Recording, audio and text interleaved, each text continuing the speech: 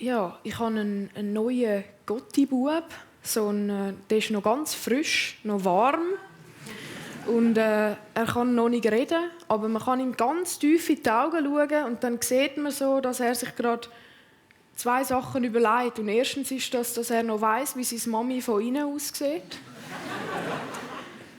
Und dass er zweitens gezwungen ist, an die Brust von dieser Mutter zu gehen, sonst verhungert er. Das ist also, er schwankt immer so zwischen Ekel und Freude. Und darum habe ich ihm den Titel von dem Text gewidmet und der Rest des Textes ist alle, die sonst noch ein bisschen gestört sind, die betrifft das. Er heißt: Bevor man gezeugt wird, ist das Leben noch in Ordnung. Schatz, sagst du, man kann sein eigenes Glück nicht schmieden. Ich sage, doch, nehme den Hammer in die Hand und forme damit deine Ansichten und vor allem aber deinen Kopf neu.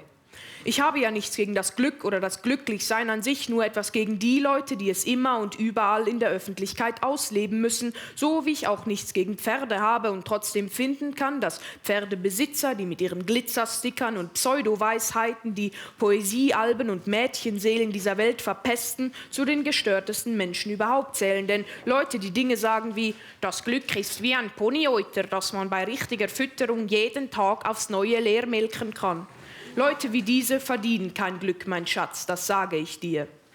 Die Tatsache, dass wir uns Schatz nennen, sagt ja eigentlich schon genug über unsere Beziehung aus, denn Schatz ist der Dieter Bohlen-Popsong unter den Kosenamen. Schatz nennen sich nur die endgültig Entliebten an der Klippe ihres Beziehungsendes oder aber, was ja fast noch schlimmer ist, die Leute, die zwar glücklich miteinander sind, dafür dann aber so Dinge tun, wie nach der Landung des Flugzeugs zu klatschen und sich zu Weihnachten einen Brunch-Gutschein zu wünschen.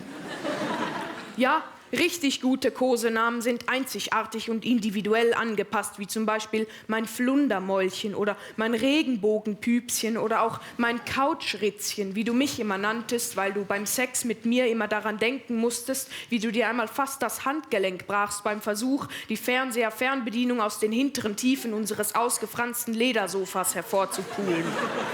Aber das geht jetzt vielleicht etwas zu tief in mein Privatleben hinein. Du sagst zu mir, dass das mit uns einfach nicht das Wahre sei, nicht the real shit, dass ich gerade mal so echt sei, wie jemand, der durch 2 schlecht vorgetäuschte Orgasmen gezeugt wurde, eben sein könne. Und ich versuche nur krampfhaft, den Brechreiz zu unterdrücken, denn sich die eigenen Eltern beim Zeugungsakt vorzustellen, ist ja wohl das ekligste überhaupt. Zumal meine Mutter bei jeder Familienzusammenkunft stolz betonen muss, dass ich ja ihr Wohnzimmerteppichkind sei und dann unter Gröhlen und Jaulen aller Verwandten pantomimisch darstellt, wie genau man sich beim Kindermachen eine Schürfwunde an der Stirn einholen kann.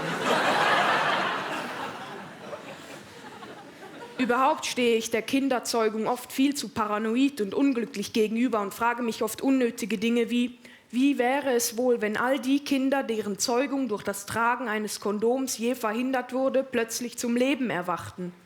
Die 10 Hübschesten dürfen dann mit dem Papst auf Missionierungs-Welttournee gehen, während die 10 hässlichsten dieser Kinder als Werbeträger für irgendeine Verhütungsmittelfirma arbeiten und ihr Gesicht für die Warnbilder auf Kondomschachteln hinhalten müssten. Zusammen mit catchy Slogans wie „Sowas wie ich, das muss nicht sein", „Komm lieber in nen Gummi rein" oder auch 1, 2 Sperma, Kinder machen ärmer. 3, 4 Eierstock, auf Armut haben wir keinen Bock. Schatz, meinst du, und dass ich aufhören solle, mir so viele Gedanken zu machen und weniger mürrisch sein, mehr lächeln und dabei meine schönen Zähne zeigen, aufhören zu denken und glücklicher werden. Und ich würde das ja auch gerne tun, mehr lächeln, weniger denken und meine Zähne zeigen und ständig grenzdebil in der Gegend herumgrinsen, aber es ekelt mich zu sehr an, zu wissen, dass das Gebiss der einzige Teil des Skeletts ist, den man beim Menschen einfach so Tag für Tag sehen kann. Ein breites Grinsen also nicht mehr ist als der optische Vorgeschmack auf den Tod, der als Knochengestell im Menschenfleischmäntelchen auf uns alle wartet. Schatz, sagst du, man kann sein eigenes Glück nicht schmieden. Ich sage, stimmt, nehme den Hammer in die Hand und forme damit meine Ansichten und vor allem aber meinen Kopf neu.